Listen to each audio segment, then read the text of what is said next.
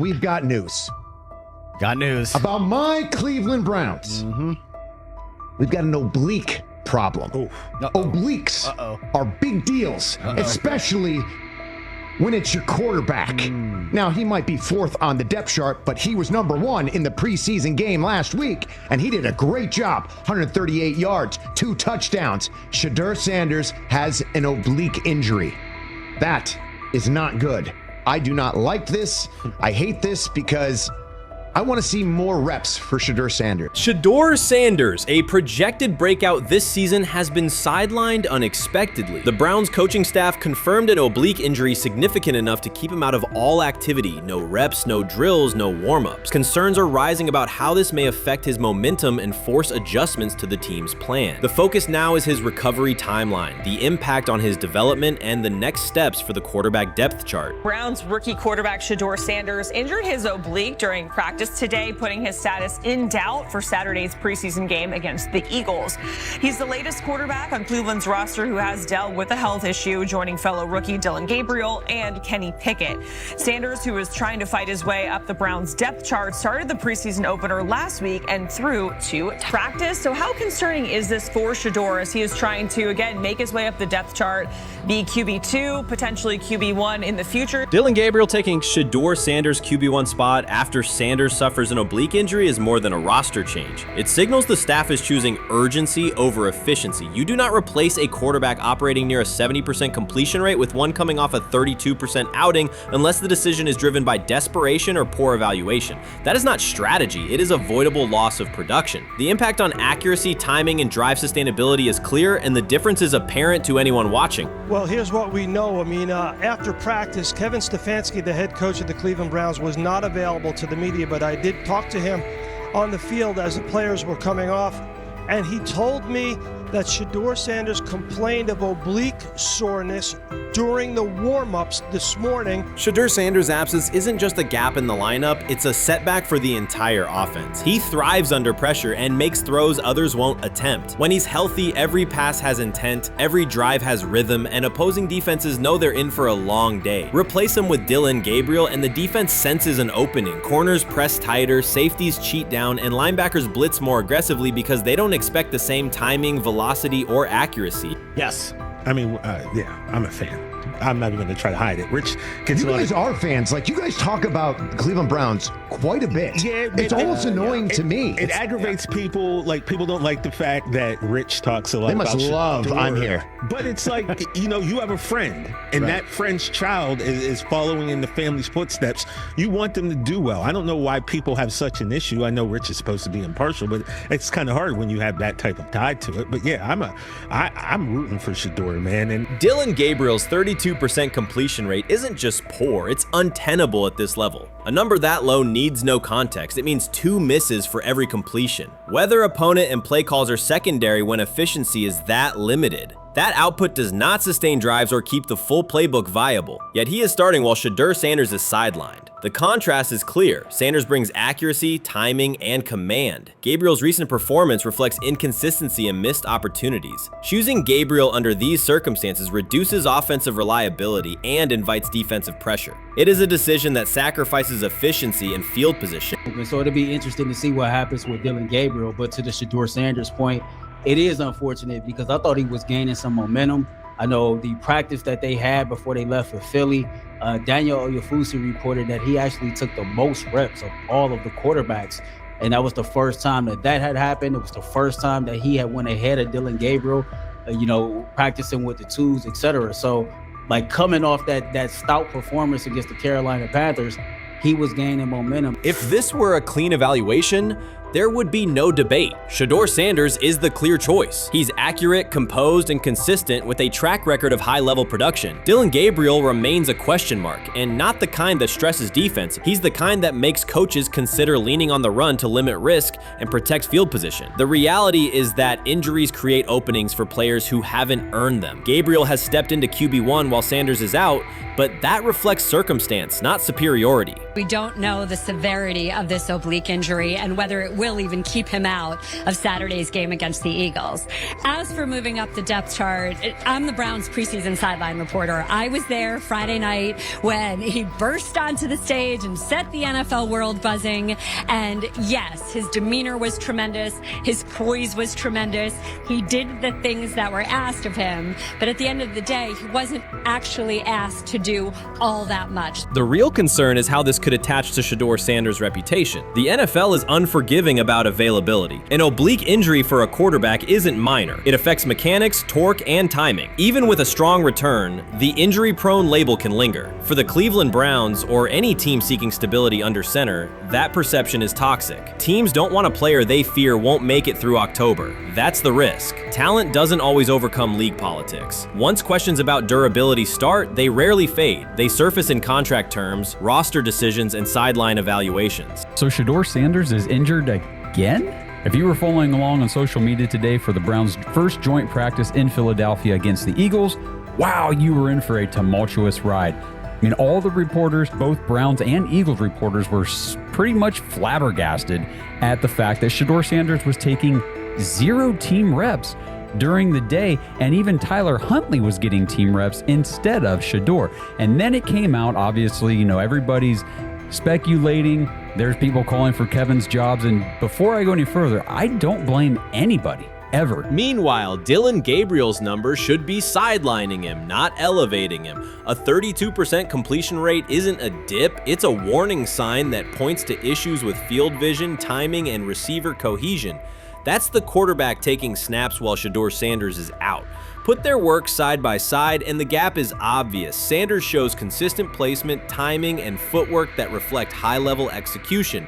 Gabriel's recent output introduces variability that shrinks the call sheet and stalls drives. You can't claim the priority is winning while starting a quarterback who isn't reliably delivering routine completions. Fans recognize it, receivers lose confidence and tempo when targets are off, the offensive line's urgency fades when protection doesn't translate into productive throws, team belief in the quarterback is fragile, and once it erodes, a season can come apart quickly.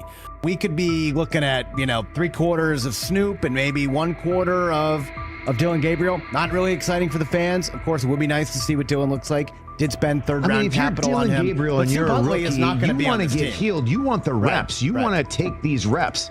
So what do you do to prepare yourself and get ready? Because, man, when rookies get injured, it's like these reps are so valuable. Yeah, sets them back a lot. We do have some video here. Mike Garafolo had some video of Jalen Hurts kind of helping Shedeur used his cart to get off the field here. Shedeur Sanders changes the entire equation. His presence under center keeps defenses honest, keeps teammates engaged, and expands the coaching staff's options. You can call vertical shots, open the playbook, and control the game's tempo. Dillon Gabriel limits that. With him, the playbook narrows, drives stall, and the defense ends up on the field too long trying to compensate. The Cleveland Browns are not in a position to gamble at quarterback. This is a franchise with a difficult history at the position. With Gabriel, the issues are visible from the stands. A 32% completion rate won't jump to 60% with a few extra reps. If anything, it will decline as defenses present looks they would not risk against Shedeur. And that's the core issue. Shedeur Sanders at 80% is still a better quarterback than Dillon Gabriel at his best. That isn't exaggeration, it's the numbers. If Sanders is a 70% passer when healthy, even a drop to 60% keeps him well ahead of where Gabriel is now. Yet the team is rolling with the quarterback who isn't delivering routine completions. Every week Sanders is out, his hold on QB1 loosens. That's the hard truth. The longer Gabriel stays in the role, the more coaches cite continuity and chemistry to cover what's happening on the field. Every throw and every drive has to be a statement, not just to win, but to erase any notion that Gabriel is a legitimate alternative. In the NFL, QB1 isn't handed back because you used to be the best option. You have to take it.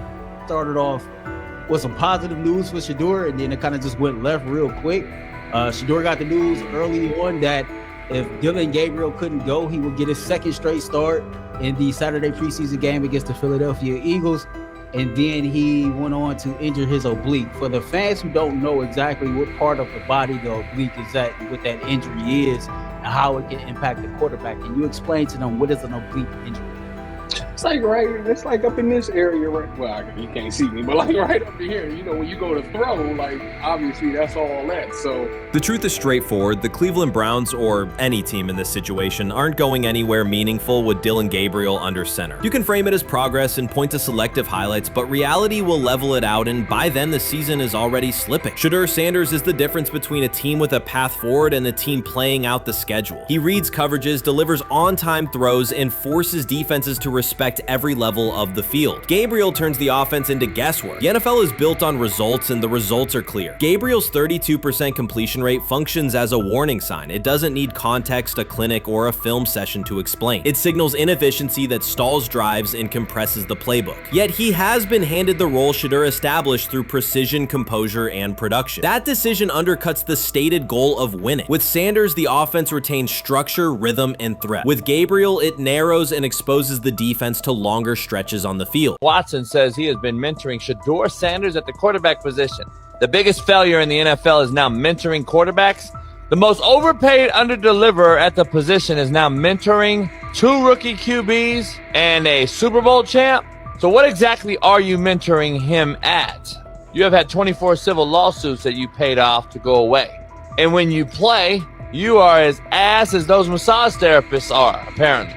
Shedeur Sanders is also a show. It's all about him. It's all about anything else. If you don't see that by now, then you're just blinded. Cleveland's second most talked about player has yet to take a professional snap, and it isn't Deshaun Watson. Rookie quarterback Shedeur Sanders has already captured the locker room's attention and the fan base's enthusiasm, creating a visible shift in the team's internal dynamics. Watson, once the uncontested focal point, now shares the spotlight with a newcomer who has only practiced in shorts. The Browns are experiencing a rapid, unforeseen change in popularity within their roster. Four-man competition. It's not. It's 2 guys versus 2 guys.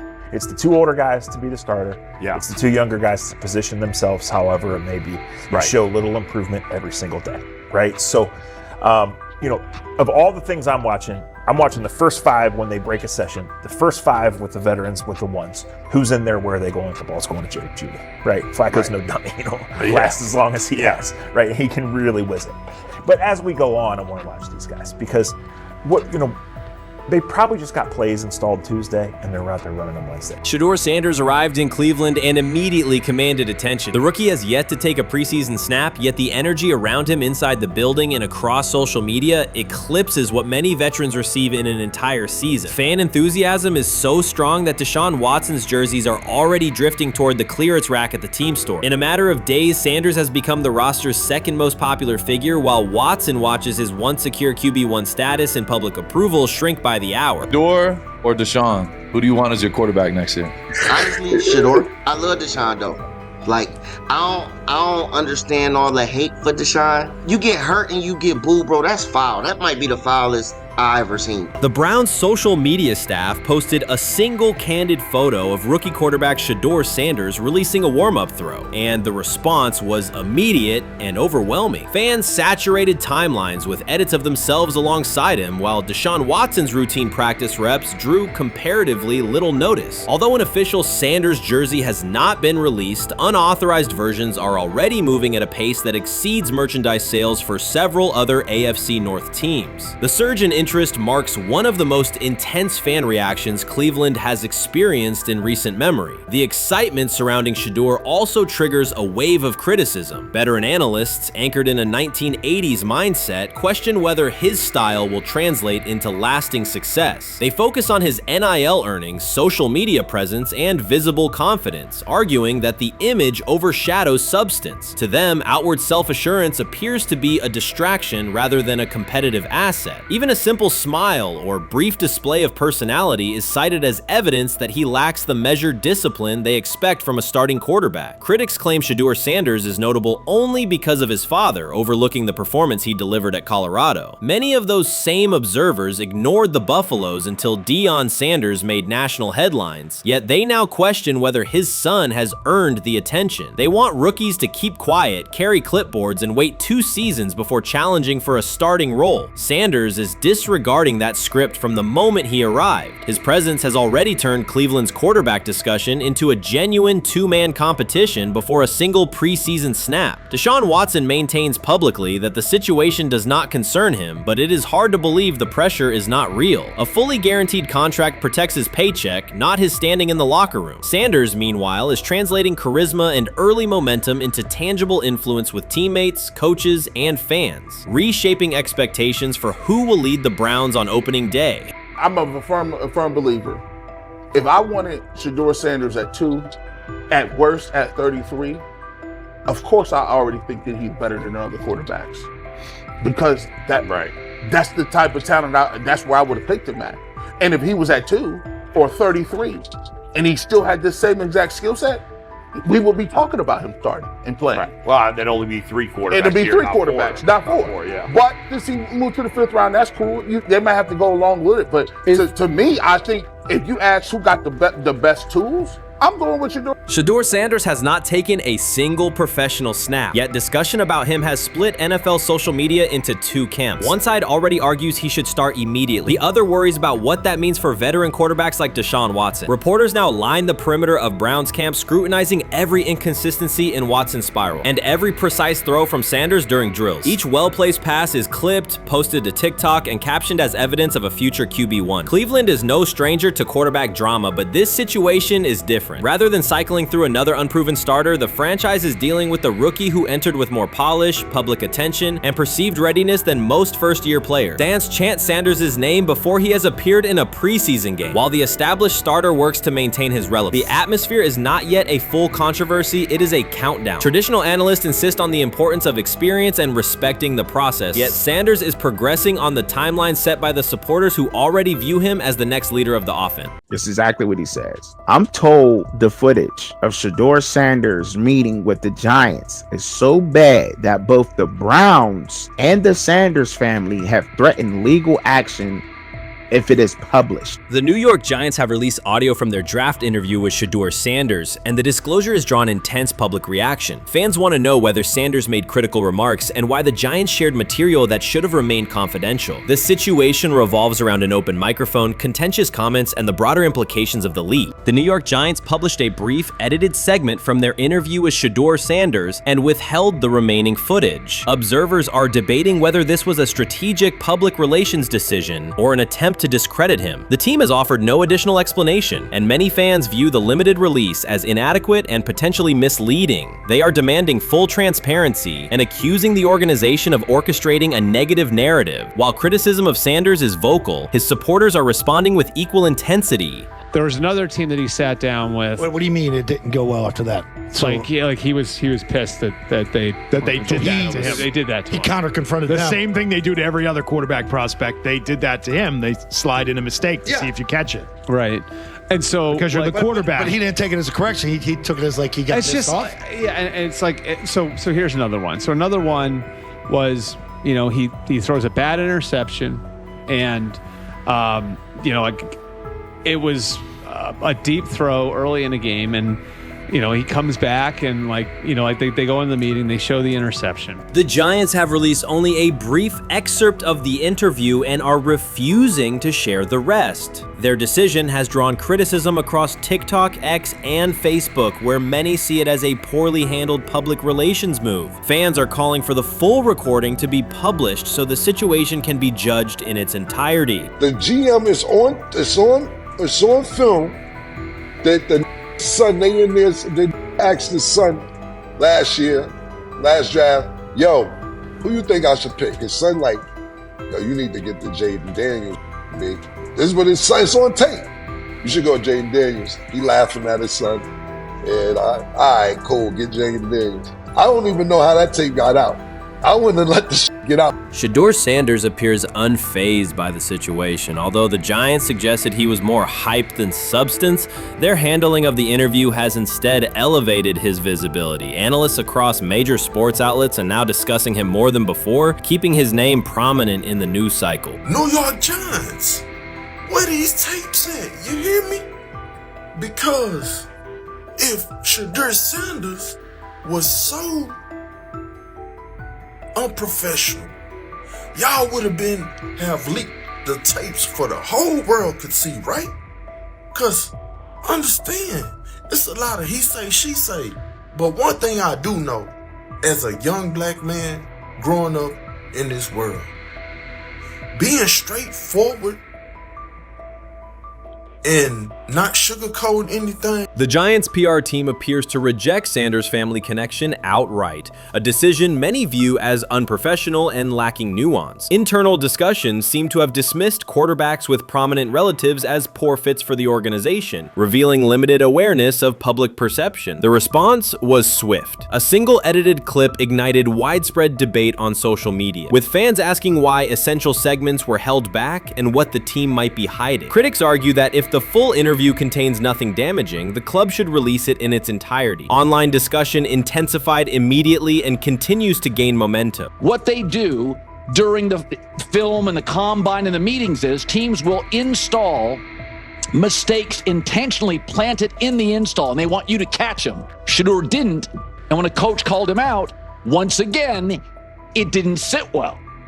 It's like, bro, there's not many teams needing quarterbacks, especially since Pittsburgh appears to have a deal with Aaron Rodgers and Tennessee's getting Kale Moore. The Giants' decision to withhold the full interview has produced an unintended result. Instead of diminishing interest in Shedeur Sanders, it has intensified it. Media outlets and analysts are now examining every on-field rep, press comment, and public appearance as evidence of how he conducts himself under scrutiny. Each throw, adjustment, and answer is tracked and evaluated against league standards, reinforcing the view that he remains composed and professional. Many fans contend that the organization has misrepresented Sanders and suggest the issue may stem from the Giants' view of his father, Deion Sanders. They see the partial release as an attempt to raise doubts about his character by association. That perception has only made his profile more compelling. The discussion has shifted from whether he deserves a high draft position to how effectively he withstands sustained pressure. Sanders is now regarded not just as a talented prospect, but as a symbol of resilience, central to debates about transparency and organizational strategy.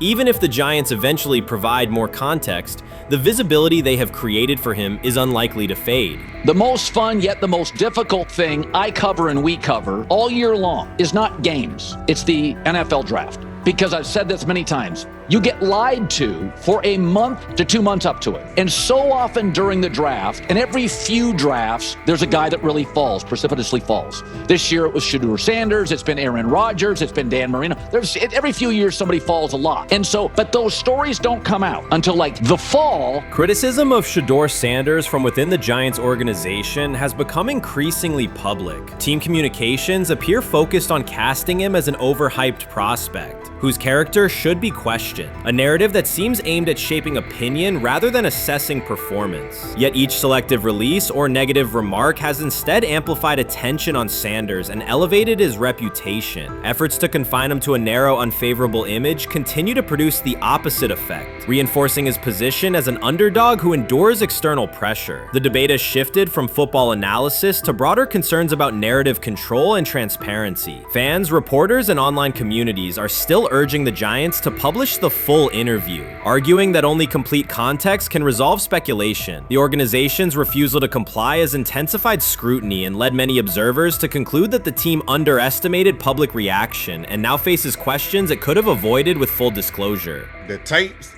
the New York Giants have the tape. They definitely have the tape. It's confirmation that they have the tape. Shedeur didn't do nothing. Is what they saying he did. I'm gonna tell you what these mixed reaction right here. So we already know about the New York Giants, but the Pittsburgh Steelers head coach Mike Tomlin reported admired Sanders' talent, but hesitated to draft him due to previous challenges with quarterbacks like Russell Wilson and Justin Fields, leading to more cautious approach. Las Vegas Raiders. Sanders met with Raiders at the NFL scouting combine and expressed enthusiasm about potentially joining the team. His familiarity with the West Coast offense and quick release was noted positive, though concerns about his ceiling. Hours after the Giants posted that short audio clip, the timeline never slowed. Comment threads filled with frame-by-frame breakdowns, lip-read attempts, and side-by-side comparisons of what was said versus what was left out. Reporters called league contacts. No one could explain why a franchise would stir this level of curiosity only to seal the vault. Each refusal sharpened focus on Shedeur Sanders, turning routine throws into national talking points. Analysts kept circling back to the same note. His cadence at the line looks unchanged, steady against the noise. Hashtags demanding the full interview, trend drop, and trend again. Podcast hosts bump scheduled segments to lead with the leak. Rival teams get asked how they would handle a similar situation, then quietly check their own archives. Inside Giants headquarters, the plan to shape the story looks less like strategy and more like a slow burn spotlight they can't switch off. And now every preseason snap, every media availability, every stray sideline camera angle gets fed into a loop that asks, what are they still hiding? The file remains locked. Curiosity keeps compounding. Until someone presses upload or steps to a podium and explains the redactions, the subject drifts away from depth charts and play design, fixing instead on secrecy, control, and the risk of underestimating how fast attention turns pressure into permanence. Momentum isn't fading, it keeps recalibrating, louder, impossible to mute.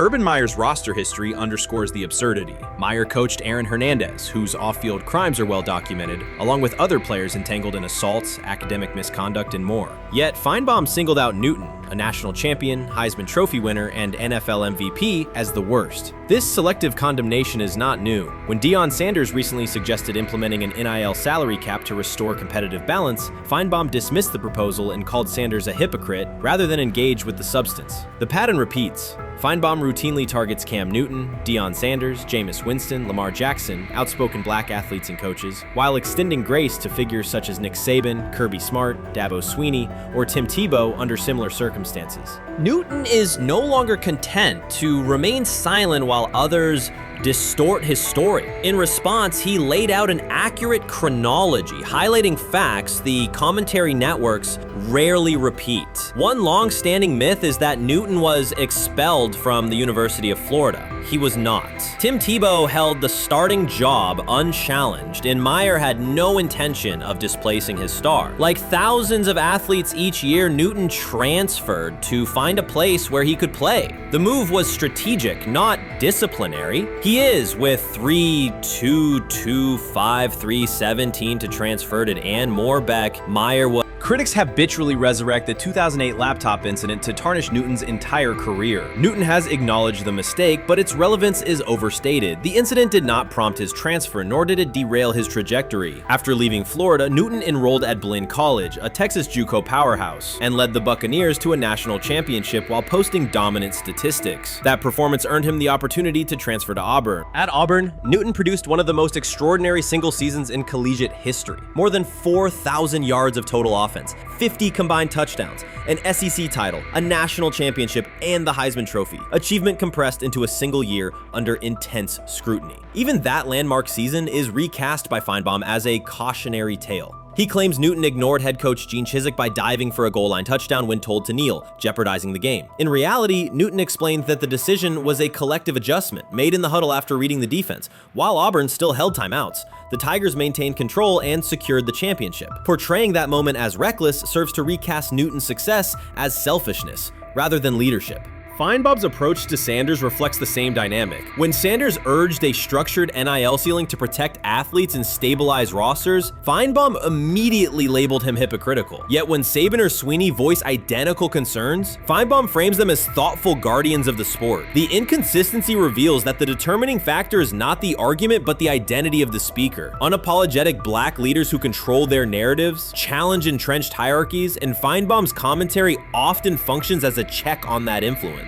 Newton countered Feinbaum's latest attack with a concise statement. "You're lying, Paul. Please stop." Behind those words lay a broader indictment of the media machinery that weaponizes half-truths. By calling Newton the worst player Meyer coached, Feinbaum was seeding doubt among fans, front office evaluators, and future historians. Newton, now an established media presence and entrepreneur, no longer depends on traditional outlets to correct the record. He reminded audiences of three essential truths. He departed Florida on his own terms, he led Auburn with support from coaches and teammates, and he captured every major accolade available in college and professional football without conforming to prescribed expectations. An unspoken rule lingers in American sports discourse. Black athletes may excel, but must do so quietly, gratefully, and without highlighting systemic inequities. Newton broke that expectation early by celebrating with unreserved joy, answering questions questions candidly and refusing to minimize his personality. For some commentators, that confidence is reinterpreted as arrogance. Feinbaum's repeated attempts to undermine Newton follow a familiar script of policing behavior rather than analyzing performance. Yet, legacy rests not in a pundit's soundbite, but in tangible achievements and public memory.